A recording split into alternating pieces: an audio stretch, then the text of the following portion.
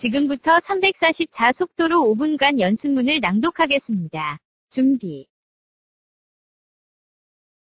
카이사르의 것은 카이사르에게라는 말이 있듯이 집권 여당의 것인 운영위와 정보위는 여당에게 맡겨야 합니다.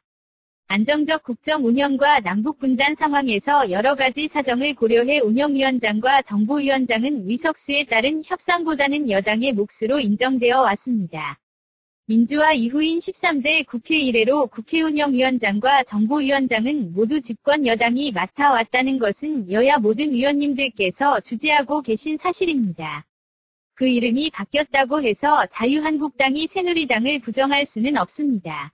전반기원 구성 당시 새누리당은 국정 운영과 국가 안보를 책임지는 여당으로서 운영과 정보위원장직을 여당이 맡아야 된다고 주장을 했습니다. 당시 정진석 원내대표는 청와대를 담당하는 운영위원회는 무조건 여당이 해야 된다라고 했고, 김도우 원내수석부대표는 여당으로서 원활한 국정 운영을 위해 운영위뿐만 아니고 정보위는 반드시 가져가야 된다라고 주장을 하셨습니다. 상임위원장 임기는 절대적인 것이 아닙니다. 5년 임기의 대통령이 탄핵당할 수도 있는 것처럼 국회 상임위원장도 그 직에서 내려올 수 있습니다. 국회운영위원장이라는 자리는 집권 여당의 원내대표 자격으로 책임졌던 것입니다.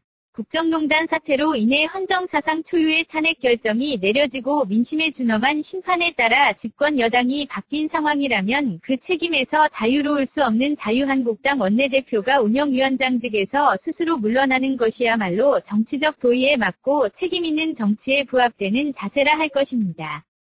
또한 더불어민주당은 제20대 국회 전반기원 구성 합의 과정에서 당시 여소야대 상황임에도 불구하고 원활한 국정 운영에 협조하기 위해서 각 상임위 법안심사소위 여야 동수 구성까지도 동의해 주었음을 상기해 드리고자 합니다. 전통을 존중하지 않고 원칙을 저버리면서 보수를 자임할 수는 없습니다. 지난 5월 10일 문재인 정부가 시작됐습니다. 문재인 대통령은 취임사에서 구시대의 잘못된 관행과 과감히 결별하겠다고 선언했고 특권과 반칙이 없는 세상을 만들겠다고 약속했습니다. 그렇게 이 정부가 시작한 지 이제 한 달하고 보름이 다 되어갑니다. 하지만 국민 여러분, 지난 5월 10일 이후 우리가 언론을 통해 들었던 소식들이라는 게 어떤 것들이었습니까? 문재인 정부가 발표하는 인선마다 위장 전입 취업 특혜 학력 위조 그리고 차마 입에 담기도 민망할 정도의 여성 비하가 넘쳐났습니다.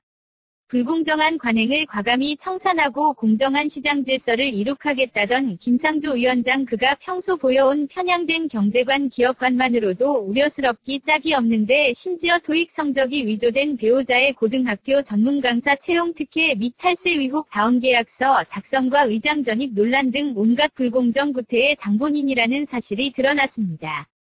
강경화 외교부 장관 역시 사정은 마찬가지였습니다.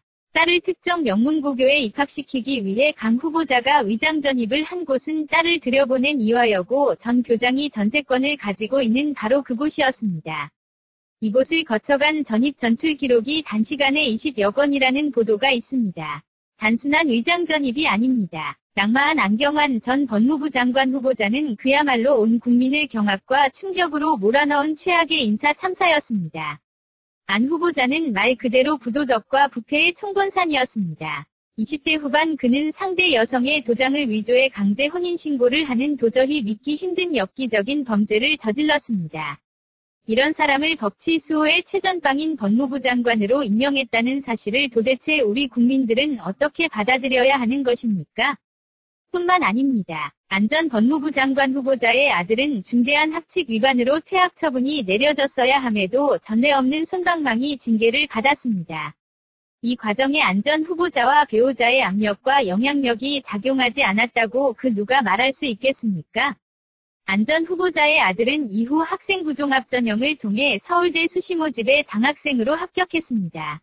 학생부의 징계 사유는 적시되지 않은 채 전형이 이루어졌고 아버지가 명예고수로 재직 중인 서울대에 합격한 것입니다.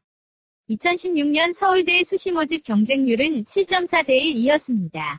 대한민국의 어떤 학생이 퇴학이 거론되는 중대한 학칙 위반을 저지른 학창시절을 보내고 서울대의 수시로 그것도 장학생으로 합격할 수 있었겠습니까? 안경환 전 후보자의 아들이라는 바로 그 사실이 그 답이 아닐는지요. 국민들께서는 지금 대한민국에서 가장 공정해야 할 학교와 학사 관리를 뒤흔든 입시비리 위혹 고실업 사회 속에서의 취업비리 및 취업